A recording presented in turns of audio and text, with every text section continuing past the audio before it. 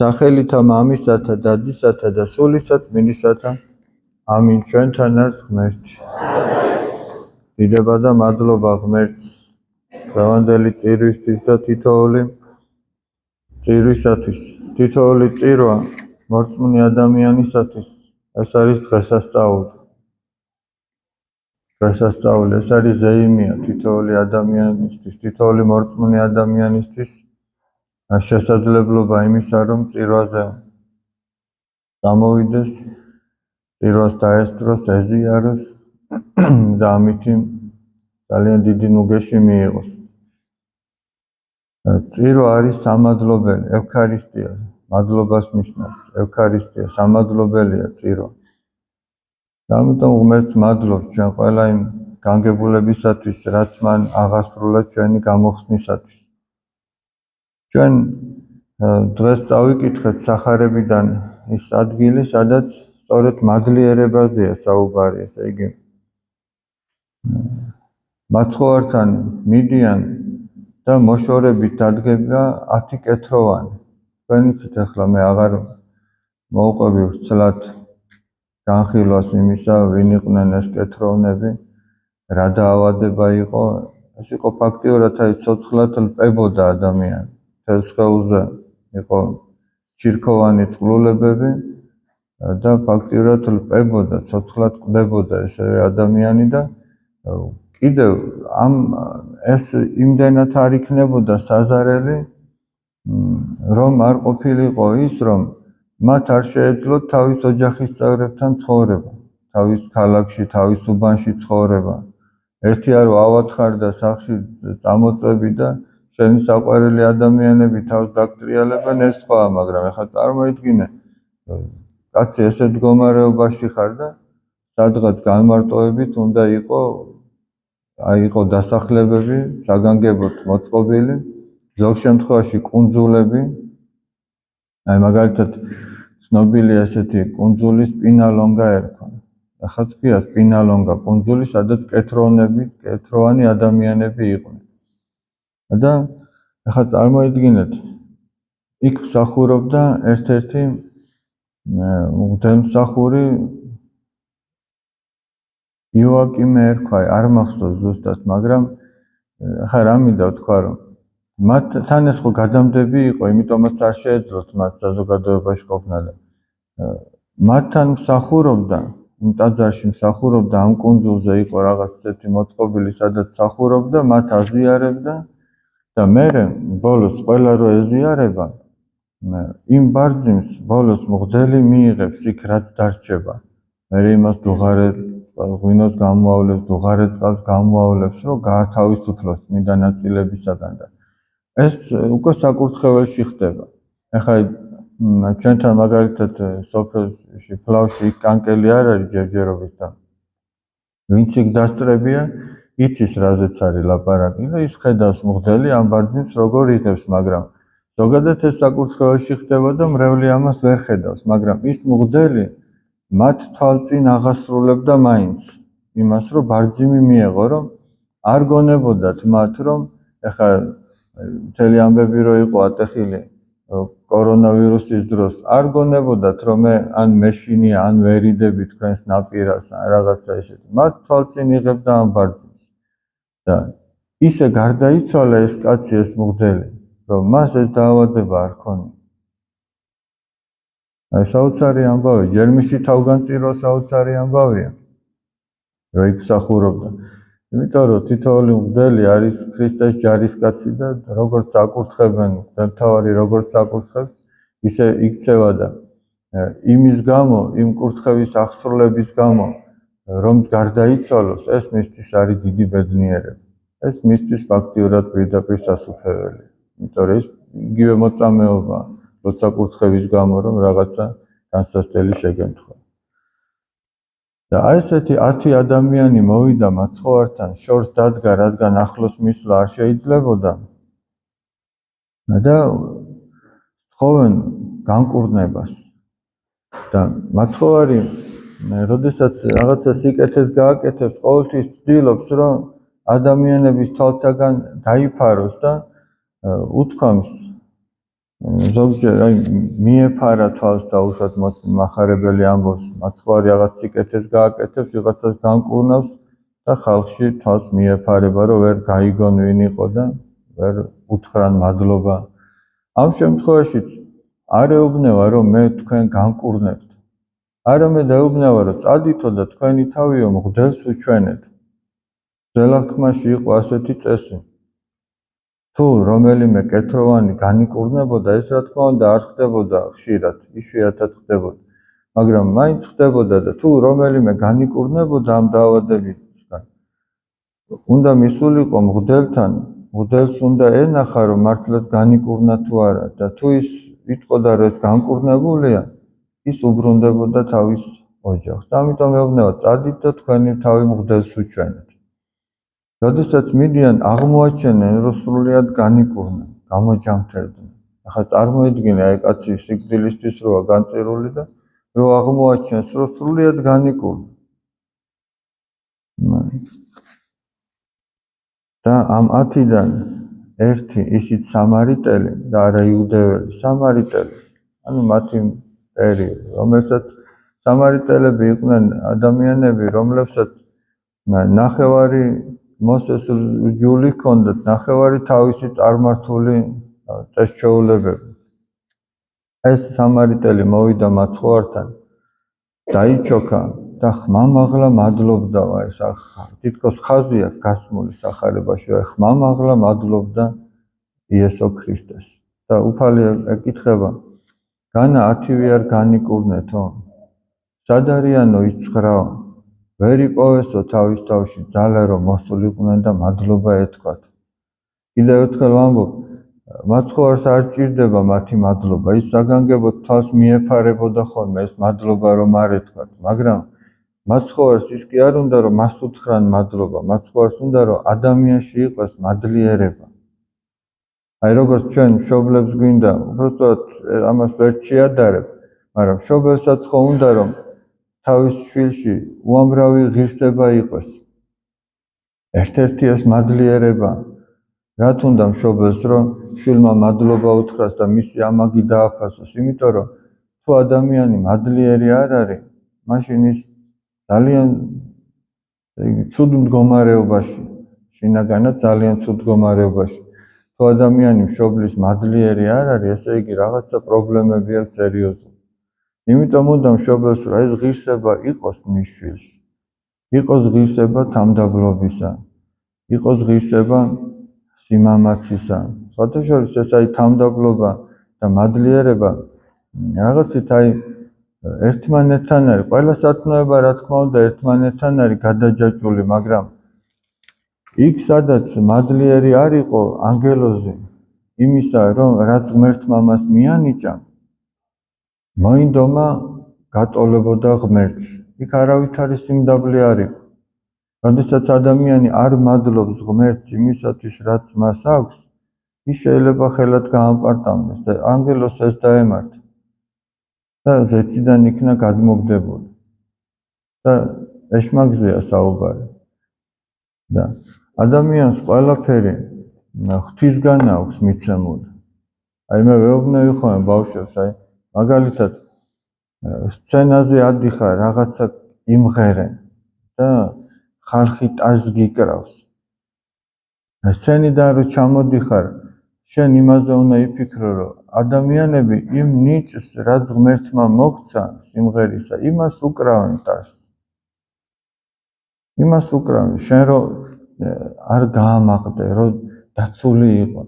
იმას იმ ნიჭს უკრავენ ტაშს და ამიტომ შენ ერთი რა დაგჩენია, მადლობა ღმერთო, რომ აი ესეთი ნიჭი მომეცი. რაღაცას რო დახატავ სიტყვაზე, ადამიანები ამას შეაქებენ. არ უნდა იფიქრო, რომ ამით ესენი მემაქებენ. იმიტომ რომ თუ ამას იფიქრებ, ესე დაზიანდება. უნდა იფიქრო, რომ ადამიანები იმ ნიჭს აქებენ, რაც ჩემში ღმერთმა ჩადო. და მე თუ ეს ნიჭი სწორად გამოვიყენე, ადამიანები ღვთის დიდებას დაიწყებენ და მე ამითი გადავრჩები და ვცხონდები. აი მაგალითად თქვენ იცით ყველამ, რომ როდესაც მაცხოვარი იერუსალიმში შედის, ეს ბზობის დღესასწაულია, ჩვენ სხვაგანად ბზობასაც უწოდებთ. როდესაც მაცხოვარი იერუსალიმში შედის და სახედარზე ზის, მას ტანისამოს უფენენ ზის და ბაიას ტოტებს უფენენ და შეძახილებით ოსანა მაღალთა შინა კურთხეულარს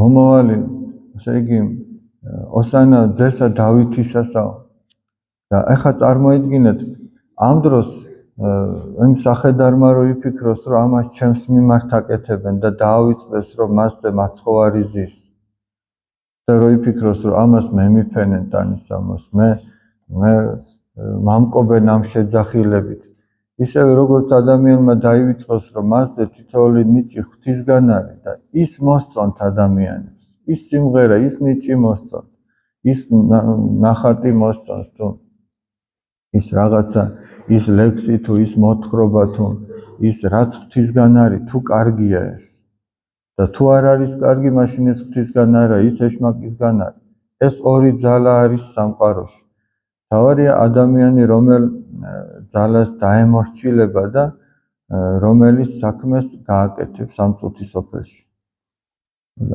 ამიტომაც აი ადამიანმა ყველაფერი რაც მას აქვს უნდა მადლიერებით მიიღოს რომ არ გაამაყდეს ესე იგი და მიიღოს მადლიერებით და არ მოინდომოს უფრო მეტი. აი ესე ძალიან მნიშვნელოვანია. დასჯერდეს იმას, რაც ღვთისგან მიიღო. ჩვენ არაერთხელ გაგვიხსენებია მამა გაბრიელის სიტყვები. რომ მამა გაბრიელი ამბობს, დაიწყეთ ღმერთისათვის მადლობის თქმა იმისთვის, რაც გაქვთ და ღმერთი მოგცემთ იმას, რაც არ გაქვთ. ამას მიიღებ ღვთისაგან. და ადამიანი იქნება მშვიდად. თუ მადლიერი იქნება იმითი, რაც აქვს და თუ არასოდეს მადლიერი არ იქნება, ყოველთვის მეტი და მეტი მოუნდება. შეიძლება ყველაზე ბევრიც კი ქონდეს, მაგრამ მაინც მისი გული არ იყოს დამშვიდებული. ჩვენ ამაზე წინა კვირას ვისაუბრეთ და საერთოდაც აი წარმოიდგინეთ, მეხა ამ წუთის სოფლიდან რაც უფრო ცოტას აიღებ, მით უფრო მსუბუქად ივლი ქრისტესგან სავალ გზაზე. ახლა წარმოიდგინეთ, აი ადამიანმა უნდა დალაშქროს ევერესტი. ადგილობრივები ჯომოლუნგმას ეძახიან. ამასაც პატივი უნდა ვცეთ. უნდა დალაშქროს ჯომოლუნგმა. მიდის და ეხლა რაც საჭიროა, ის ხო წაიღო და რაც არ არის საჭირო, ისიც რო წაიღოს. აბა წარმოიდგინეთ. აი სიტყვაზე მანდილოსანი მიდის და ახლა გაახვია იქ უთო ჩადო. იქ ფარდები მოსწონ და ის ჩადო, იქ კიდე რაღაცეები ჩადო. არა და რაში სჭირდება ახლა ჯომოლუნგმაზე ამ ფარდები და ამ უთო, რაში უნდა გამოიყენოს, ხო? მაგრამ აი ისე ვამბობ გადატანითი მნიშვნელობით, რომ ადამიანს რაც მოსწონდა ყველაფერი ჩაალაგოს სახში, თუ მოცივარიც მოსწონს ძალიან ცუდად არის საქმე. იმიტომ რომ იმის იქატანა ფაქტიურად. მაგრამ თუ წაიღებს მხოლოდ საჭიროს ის იოლა თავა. იქაც კი სათუოა, ავა თუ არაო. იქ ძალიან სათუოა. და მერე იქიდან ჩამოსვლა კიდე რთული. ხათაშორის სტატისტიკურად რო შევხედოთ, ჩამოსვლის დროს უფრო მეტი ადამიანია გარდაცვლილი მთავრსვლელებიდან, ვიდრე ასვლის დროს. ისე რომ იმ სიმაღლიდან რო ჩამოდიხარ, რო ეშვები და გონია რომ უკვე კარგად არის ყველაფერი, ეგრეც არ არის. ამიტომ აი დასაფიქრებელია რა, რომ ჩვენ როდესაც მივდივართ და ამხელა მდინარე გვაქვს გადასაცული, ყველაფერს თუ წაიღებ, რაც შენ მოგწონს, შეიძლება ჩაიძირო შუა მდინარეში. მაგრამ რაც აუცილებელია, იმის ძალას ღმერთი მოგცემს და იმითი იოლათიული. თან მადლიერი იქნები. თან არც დაგამძიმებს, სუბუქად იქნები, რაც არ გჭირდება, იმას არ უნდა მიხოხე. ჩვენ შეიძლება ბევრი რამე გვინდა, მაგრამ ბევრი რამე არ გჭირდებოდეს. ღმერთმა ადამიანი მარტივად შექმნა და მერე ადამიანმა გაირთულა თავისი ცხოვრება 1000 გვარი სურვილით. ახლა მოდი დღევანდელ სამოციქულოსაც მივხედოთ, ესე იგი, ხელახლა ამოვიკითხოთ. გამოიცადეთ რა იგი არ სათნო უფლისა და ნუ თანაეზიარებით საქმე თამად უნაყოფოთა ბნელისად. არამედ უფრო იზღა ამხილებდით. ანუ გამოიკვლიეთო, გამოარკვიეთო. რა არისო უფლისთვის სათნო? ანუ ღვთისმცნებას რა მიესადაგება, რა შეესაბამება. ეს გამოარკვიეთ და ნუ იქნებით თანაზიარი საქმე თამათ უნაყოფოთა ბნელისათა, ანუ ბნელი საქმეების უნაყოფო საქმეების თანაზიარი ნუ იქნებით. უნაყოფო რა, ნაყოფი რა არის ადამიანის სულის გადარჩენა და საქმეები, რომელიც უნაყოფოა, იმის თანაზიარი ნუ იქნებით. არამედ უფრო ამხილეთო. ამხილეთ ვიღაცას აქვს უფლება ღვთისგან მინიჭებული, რომ სიტყვითაც ამხილოს. ვიღაცამ თავისი საქმით უნდა ამხილოს. შენ თუ გინდა რომ უსამართლობა ამხილოს, შენ სამართლიანად მოიქეცი. შენ თუ გინდა რომ usიყვარულობა ამხილოს, შენ სიყვარულით მოიქეცი, ამითი ამხილე. უწმინდურობა გინდა ამხილოს, შენ სიწმინდით უნდა ამხილო. რამე თუ რა იგი ფარულად იქმნების მათ მიერ საძაგელარ სიტყვაცა, ანუ იმ უნაყოფო ბნელი საქმეებისო, ანუ რაც იქ ფარულად იქმნება, ეს სათქმელათაც კი საძაგელია, სათქმელათაც კი წარმოიდგინეთ. არა თუ ის რომ შენ ადგე და გააკეთო და თანაზიარი ყო, არამედ სათქმელათაც კი ძალიან რთულია. ხოლო ყოველივე მხილებული ნათლისაგან გამოცხადნების. ანუ ყველაფერი რაც დღეს სიბნელეში კეთდება, არ დარჩება სიბნელეში. აი დღევანდელ სახარებაში ნახეთ რა მოვიკითხეთ. არა არის დაფარული, რომელი არა გაცხადდეს. და საცნაური იყოს. ყველაფერი გაცხადდება, არ არსებობს ადამიანმა რამე დაფაროს.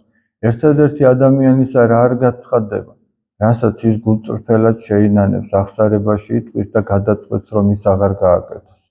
ეგ არ გაცხადდება. დანარჩენი ვერც ერთი ჩვენთაგანი ვერც წვრილმანს და ვერც დიდ ცოდვას ვერ დაფარავს. ის გამოაშკარავდება ან ამ წუთის სოფელში, ან იქ ღვთის წინაშე რომ წავდგებით. რამე თუ ყოველივე განცხადებული ნათელარს, რომლისათვის იტყვის, განიღვიძე რომელსა ეგ გძინავს და აღდეგ მკვდრეთი და განგანათლო შენ ქრისტიანი. თითოეული ცოდვაში ჩავარდნილი უნდა წამოდგეს და უფალ შეუძლია რომ განანათლოს ეს ადამიანი. იმიტომ რომ თუ არ წამოდგება და დარჩება იმ სიბნელეში, ის სიბნელე მაინც გადაივლის, მაინც მზეამოა, მაინც განათდება, მაინც გამოჩნდება ყველაფერი. არ არსებობს. ჩვენ უფლის მეორედ მოსვლას ველოდებით. თითოეული ქრისტიანი და იმ სიბნელეში თუ არ ჩანდა რა იყო მართალი და მტყუანი და ხშირად უწმინდურობა სიწმინდეს ჩემულობდა, უსამართლობა კიდევ სამართლიანობას და გულქვაობა მოწყალებას, როდესაც მზეამოა, ან უფალი ამოა, დაბრუნდება. წარმოიდგინეთ ახლა ვინც დაჩაგრული იყო, სინამდვილეში დაჩაგრული, ეს წმინდა ადამიანი უწმინდურთაგან, მართალი უსამართლოთაგან და მოწყალე გულქვა ადამიანებისაგან, ის როგორი სიხარულით დაელოდება ქრისტეს მოსვლას, რომელმაც უამრავი ტანჯვა გადაიტანა, დაცინო, აბუჩათაგდება, სწორედ აი ამ სიმართლის გამო და ქრისტეს სიყვარულის გამო, როგორ სიხარულით დაელოდება ქრისტეს მოსვლას. მაგრამ ვინც განგებულ მტრობდა ქრისტეს და უწმინდურად ცხოვრობდა და არ უნდოდა სინანული, არამედ თავის გამართლება, ის ძალიან დიდი შიშით დაელოდა. მას არ ენდომება რომ უფალი მოვიდეს. მაგრამ ღვთის ერთგულ ადამიანს ენდომება და სწორედ გამოცხადების ბოლო თავში სწორედ ეს წერია, ჰე მოდი უფალო, მალე მოდი უფალო. ესეთ ადამიანს მოუნდება რომ მალე მოვიდეს უფალი. ეკრძალებოდეთ უკვე ვითარცი განგრძალულად ხვალთ, ნუ ვითარცა უგუნურნი, არამედ ვითარცა ბრძენი. ანუ ესე იგი ფრთხილად იყავითო და დააკვირდითო, როგორ სიფრთხილით მიდიხართო. როგორ მიდიხართ, როგორც უგუნურნი თუ როგორც ბრძენი. აი როდის დაბრძენდებ, როგორც ბრძენი, როდის ივლის ადამიანი. სახარებაში წერია, ძველათქმაში მაბადიეთ, დასაბამი სიბრძნისა არის შიში ღვთისა.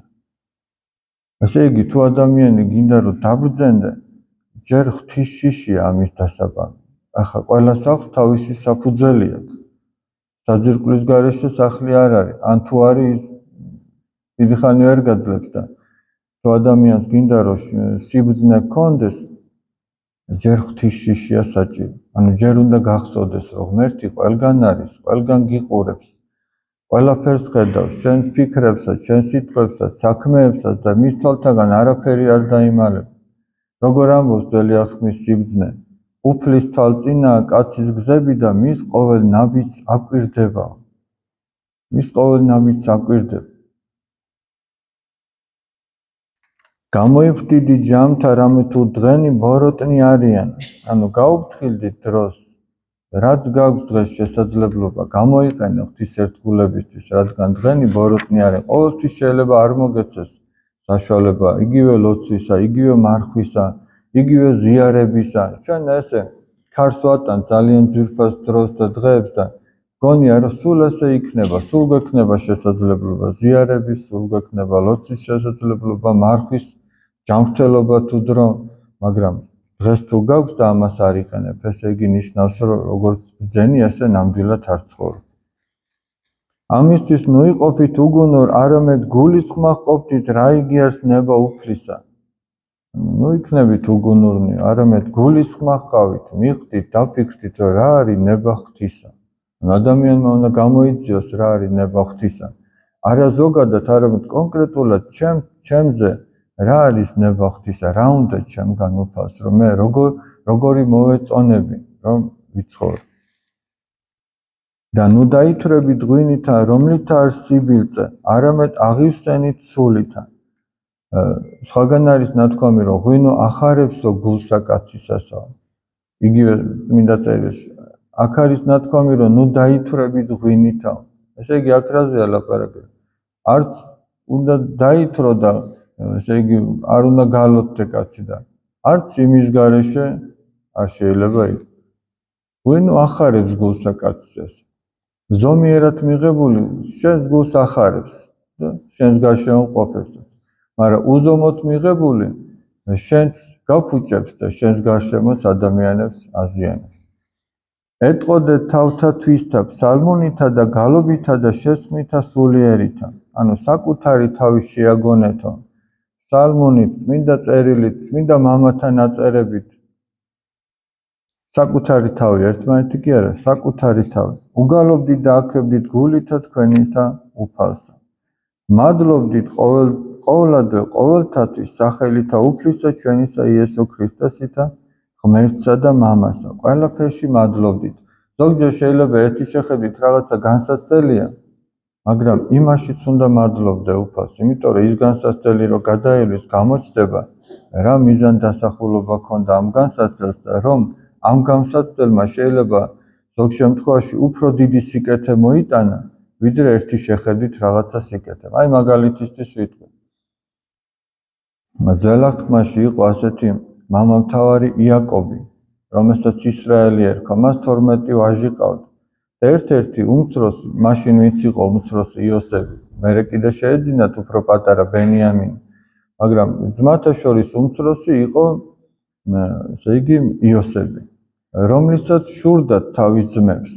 მან სიზმარი ნახა რაღაც რომ 12 ძნა იყო და უმცროსი ძნებს დაემორჩილნენ სხვები და ესე იგი ესენი ეუბნებიან როგორ ჩვენ შენთან უნდა მოვიდეთო და დაგემორჩილოთო და მერე მართლაც ესე მოხდა.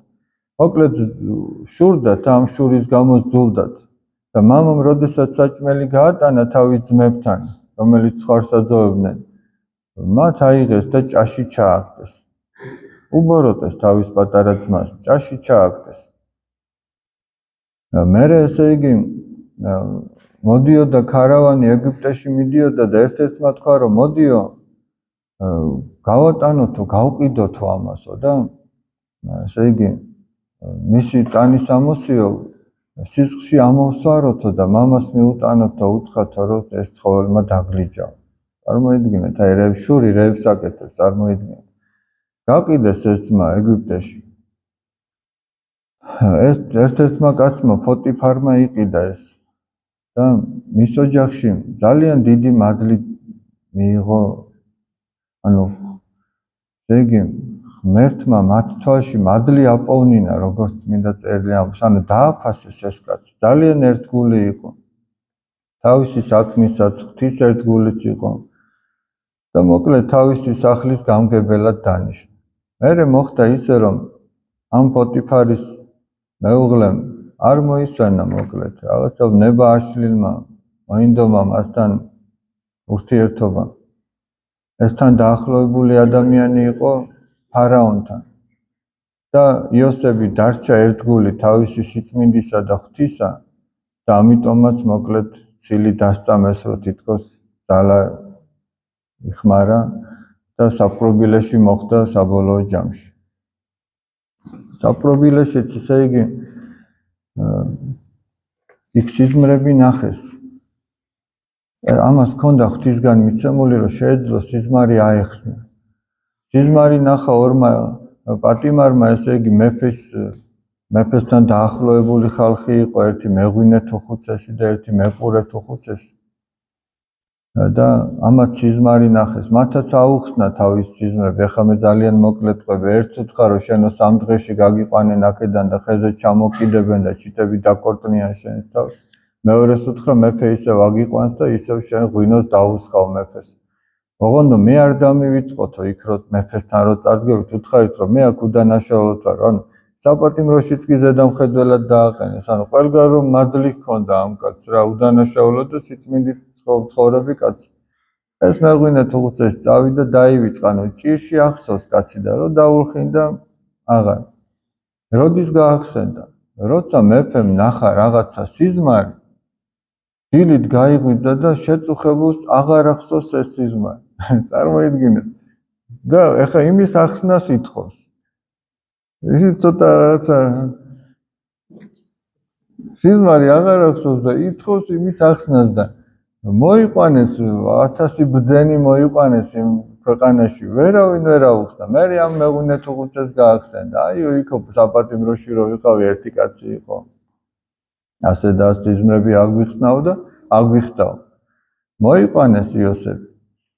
მეფეს ჯერ თავისი სიზმარი მოუყვა, რაც ნახა. აი თუ ღვთისგან არ არის და ამას თვითონ ემოს, ეს ყველაფერი ღვთისგან არის, ეს ჩემი კი არ არის.